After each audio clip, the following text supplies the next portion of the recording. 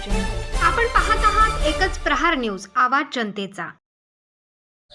नमस्कार प्रेक्षकांनो, अश्विनी बाबूराव मगर, राहणार शेळगाव। आता जिल्हा परिषद पंचायत समितीच्या निवडणुका लागलेल्या असून गोरगरिबांचे कामं, रस्ते कुणीही काही करत नाही। इथून जर तांदळवाडीला जायचं म्हणलं तर तुम्ही अवस्था बघू शकता, रस्ते नाही। किंवा ज्यावेळेस इथं शेळगावमध्ये पूर आला होता त्यावेळेस नेते पुढारी कुणीही गोरगरीब जनतेकडे लक्ष दिलेलं नाही, तसं त्यांनी कुठली मदत केलेली नाही। सर्वसामान्य माणूस अर्ध्या रात्रीचं इथून बाहेर पडून शेतावस्तीमध्ये राहत होते, तेव्हा कुठल्या नेत्यांनी पुढाऱ्यांनी इथं लक्ष दिलेलं नाही। फक्त मतदान घेण्यासाठी इथं येतात, मतदान मागतात आणि काम विकास काहीच नाही। इथून तुम्ही पांढरेवाडी रस्ता बघाल तर त्याची पण तीच दुरावस्था आहे, तांदळवाडी रस्ता बघाल तर तेच। विकास कामं कुठलीच करत नाहीत, फक्त मतदान घेण्यापुरते येतात, नंतर गाडीच्या काचा वर करून जातात। गरीब माणूस रस्त्याला उभा राहिलेला बघत नाहीत, कुठलीच मदत काही कुठला विकास केलेला नाही शेळगावमध्ये। तर आता जे कोणी उमेदवार निवडून येतील ते शेतकरी, गोरगरीब, जे वंचित आहेत त्यांचे जर प्रश्न सोडवणार असतील, सोडवतील का नाही ह्याच्याकडे सर्वसामान्य माणसांचं लक्ष लागलेलं आहे। आणि शेतकऱ्यांचे प्रश्न त्यांनी सोडवले पाहिजेत, शेतकऱ्यांचे, गोरगरिबांचे। नाही तर फक्त 5 व 7 वर्षातून मतदान आलं की एकदा यायचं, मतदान घेऊन जायचं, नंतर गोरगरीब जनतेकडे लक्ष देत नाही। रामदास पवार हे इथले भारतीय जनता पार्टीचे उमेदवार आहेत, त्या गावचे ते रहिवासी। ते ॲक्च्युली ते पुण्यामध्ये उद्योजक आहेत ते, पण एक 5-6 महिन्यापूर्वी इथं पूर आलता।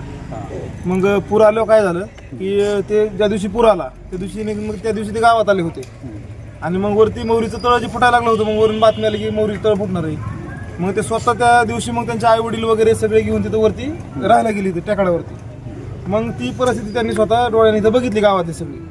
मग त्यांना वाटलं की यार आपण काहीतरी गावासाठी केलं पाहिजे। मग त्या काळामध्ये त्यांनी मग पुण्याला जाऊन त्यांचा मित्रपरिवार जे काही त्यांचे सहकारी आहेत त्या सगळ्याच्या माध्यमातून इथे 1000-1500 किट त्या गावामध्ये आणले। म्हणजे अन्नपाणी असेल, काही गरजू वस्तू असतील, ब्लँकेट, शाळेचं साहित्य। आणि ते इथंच नाही, म्हणजे चिचपूरमध्ये नाही तरी पांढरेवाडी भाग असेल, शेळगाव असेल, परत तिकडं परांड्याच्या त्या भागात बी आला होता पूर, म्हणजे लोणी असू त्या साईडला बी त्यांनी ते दिलं। मग त्यांना वाटलं की बाबा आपण एवढे मोठे उद्योजक आहेत, आज आपण 2 पैसे कमवतो, पण आपल्या गावाची दुरावस्था आहे ती पहिल्यापासून सारखीच आहे। मग त्यांना ही परिस्थिती सगळी जाणवली। मग त्याच्यानंतर मग ते मतदारसंघात थोडे फिरले, त्यांच्याकडे डोक्यात म्हणजे उभं राहायचं असं काही नव्हतं, पण त्यावेळेस त्यांचा जनतेत संपर्क आला। मग बऱ्याच ठिकाणी त्यांनी स्वखर्चातून कुठं देवगाव असेल, नंतर कुकडगाव असेल, स्वखर्चातून कामं केली, रस्ते करणे, कुठं बोर मारणे। आणि मग आम्ही युवकांनी बी त्यांना म्हणलं की साहेब काय ह्या भागामध्ये बरेच वर्ष झालं, म्हणजे आता तुम्हाला खरं सांगायचं तर बघा आपला देश स्वतंत्र झाला तेव्हापासून आपल्या ज्या मूलभूत गरजा आहेत त्याच पूर्ण झाल्या आहेत। म्हणजे आता बी कुणाकडे जरी गेलं म्हणजे कुठल्या वस्तू लाईट नाही, रस्ते नाही, म्हणजे ही मूलभूत गरजा आहेत आपल्या, त्या कशामुळे पूर्ण झालं नाही की बाबा आतापर्यंत नेत्यांनी इकडे लक्ष दिलं नाही। मग त्यांना आम्ही काय सांगितलं की बाबा साहेब तुम्ही काय करा, थोडं इकडं लक्ष द्या। मग आमच्या सगळ्यांच्या युवकांच्या म्हणजे त्यांनी काय केलं की बाबा ऐकलं आमचं सगळ्यांचं, आणि ते आता यावेळेस इथं उभा आहेत। त्याच्या अगोदर कधी उभा राहिली होती? नाही ती म्हणजे राजकारणातच नव्हती ते, आज म्हणजे ग्रामपंचायत काही समजत नाही। हां, आता इथे यांना कसं काय किती मतदान आहे गावामध्ये साधारणतः एक माझी भावना म्हणजे मी शरद सरांना लहानपणापासून ओळखतो, आमच्या गावातच त्यांचं लहानाचे मोठे झालेले ते एक उद्योग व्यवसाय त्यांनी चांगली प्रगती वगैरे केलेली आहे।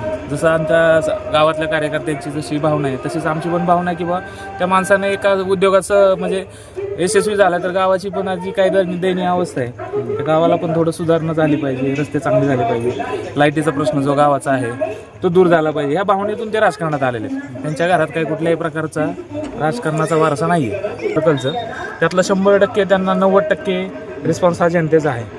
कारण शरद पवार सर उभा राहिलेले आहेत, तर त्यांच्याकडून तुम्हाला काय अपेक्षा आहेत की बाबा त्यांचं ध्येय असं असावं की तसं असावं, म्हणजे तुम्ही काय सांगू शकता? तुम्ही एक मतदार आहेत, मग त्याच्यातनं तुम्ही काय तुमच्या अपेक्षा आहेत सांगू शकता? आमची अपेक्षा अशी की त्यांनी असं म्हणजे त्यांचं विजनच असं आहे की जिल्हा परिषद शाळेचा डिजिटल करणे, गोष्ट म्हणजे रस्त्याचे प्रॉब्लेम आहे, रस्त्याचा प्रॉब्लेम सॉल्व्ह करतो म्हणलेत, लाईटीचा विषय, पाण्याचा विषय, थोडा पिण्याचा, वाड्या वस्तीचा जे प्रॉब्लेम आहे लाईटीचा म्हणा, सिंगल फेजचा आणि रस्त्याचा, त्यांचं विजन आहे पहिल्यापासूनच। आम्ही त्यांच्या मताचे सहमत आहेत, सगळा तरुण वर्ग त्यांच्या पाठीशी उभा आहे आणि पूर्ण त्यांना आमच्या गावातून सहकार्य 90% आहे। आमच्या गावात नाव चिंचपूर बुद्रुक।